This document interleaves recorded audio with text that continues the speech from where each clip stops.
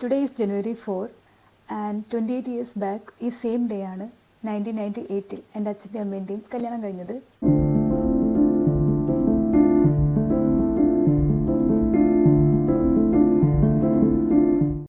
So basically ഇന്നവരുടെ 28th wedding anniversary ആണ്.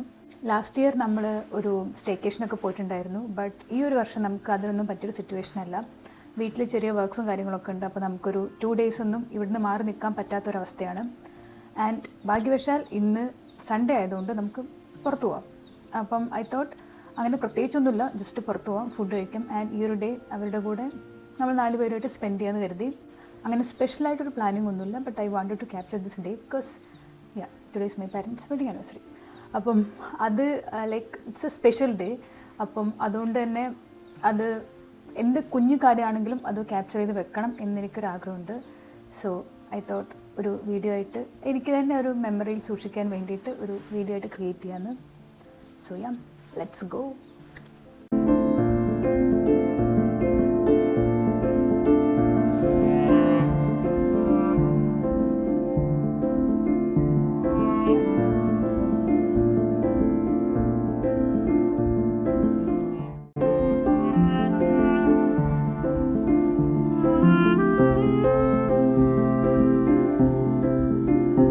നമ്മൾ ഫസ്റ്റ് തന്നെ പോയത് ടോപ്പ് ഫോമിലേക്കാണ്. നമ്മളൊരു 11:30 വീട്ടിൽ നിന്ന് ഇറങ്ങണം എന്ന് കരുതിയിട്ട് വീട്ടിൽ നിന്ന് ഇറങ്ങുമ്പോൾ തന്നെ 2:30 കഴിഞ്ഞിട്ടുണ്ടായിരുന്നു. സൺഡേ ആയതുകൊണ്ട് ടോപ്പ് ഫോമിൽ ഭയങ്കര തിരക്കായിരുന്നു. ഫുഡ് കഴിച്ചിട്ട് ബാക്കി പരിപാടികളാക്കാമെന്ന് കരുതി നേരെ ഫുഡ് കഴിക്കാൻ വേണ്ടി പോയി. കുറച്ച് നേരം വെയിറ്റ് ചെയ്തിട്ടാണ് സീറ്റൊക്കെ കിട്ടിയത്. ദെൻ കിട്ടിയ ശേഷം 4 പേരും ചിക്കൻ ബിരിയാണി ഓർഡർ ചെയ്യാം എന്ന് കരുതിയിട്ടാണ് വന്നതെങ്കിൽ 4 പേരും 4 എണ്ണമാണ് ഓർഡർ ചെയ്തത്. ഞാൻ അവിടുത്തെ ചിക്കൻ ന്യൂഡിൽസ് ആയിരുന്നു ഓർഡർ ചെയ്തത്. ഇറ്റ് വാസ് സൂപ്പർ ടേസ്റ്റി, ഭയങ്കര ക്വാണ്ടിറ്റി ഉണ്ടായിരുന്നു. അങ്ങനെ നല്ല ഫുഡൊക്കെ അവിടുന്ന് കഴിച്ചു.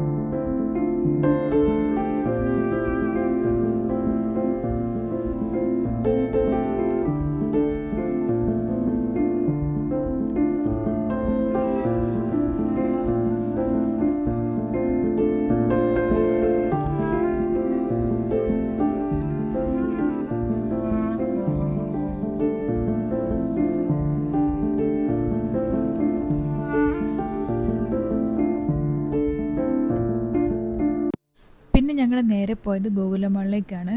എപ്പോഴും ഞാനാണെങ്കിലും എൻ്റെ അനിയത്തിയാണെങ്കിലും അച്ഛനും അമ്മയ്ക്കും വെഡ്ഡിങ് ആനിവേഴ്സറിക്കുള്ള ഗിഫ്റ്റ് മുന്നേ മേടിച്ച് വെച്ചിട്ട് ആ ദിവസം അവർക്ക് കൊടുക്കാറാണ് പതിവ്. പക്ഷേ ഇന്ന് എന്തായാലും അവരെയും കൊണ്ട് പുറത്തു പോകല്ലേ, അപ്പോൾ പിന്നെ അവർക്ക് ഇഷ്ടമുള്ളത് അവർ തന്നെ നോക്കി വാങ്ങിക്കോട്ടെ എന്ന് കരുതിയിട്ട് ഇന്ന് തന്നെ വാങ്ങിക്കൊടുക്കാമെന്ന് കരുതി. അങ്ങനെ നേരെ ഗോകുലമാളിൽ പോയി അച്ഛനൊരു ചെരുപ്പ് വാങ്ങാമെന്ന് കരുതി ബാറ്റൻ്റെ ഷോറൂമിലൊക്കെ പോയി. പക്ഷേ അച്ഛൻ ഉദ്ദേശിച്ച ഒരു ചെരുപ്പ് അച്ഛനവിടെ കിട്ടിയില്ല. സോ നമ്മൾ കുറച്ച് നേരം ഗോകുലമാളിലൊക്കെ ഇരുന്ന് കറങ്ങിയിട്ട് തിരിച്ചവിടെ നിന്ന് ഇറങ്ങി.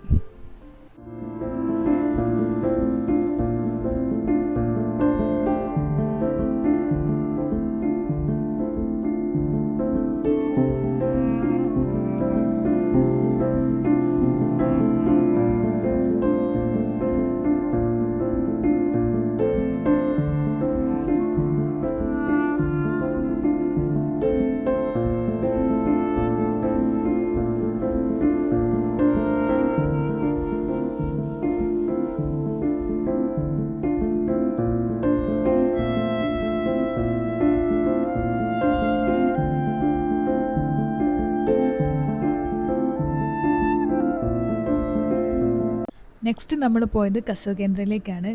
മുന്നേ ഒരു ദിവസം അമ്മ കസവ് കേന്ദ്രയിൽ പോയ സമയത്ത് അമ്മ അങ്ങനെ പറഞ്ഞിരുന്നു അവിടെ നല്ലൊരു ചുരിദാർ സെറ്റ് കണ്ടിട്ടുണ്ട്, എനിക്ക് ഭയങ്കര ഇഷ്ടമായി എന്നുള്ളത്. അപ്പോൾ ഞാൻ അമ്മയോട് ചോദിച്ചു, അമ്മയ്ക്കിത് വാങ്ങിക്കൂടായിരുന്നോ എന്നുള്ളത്.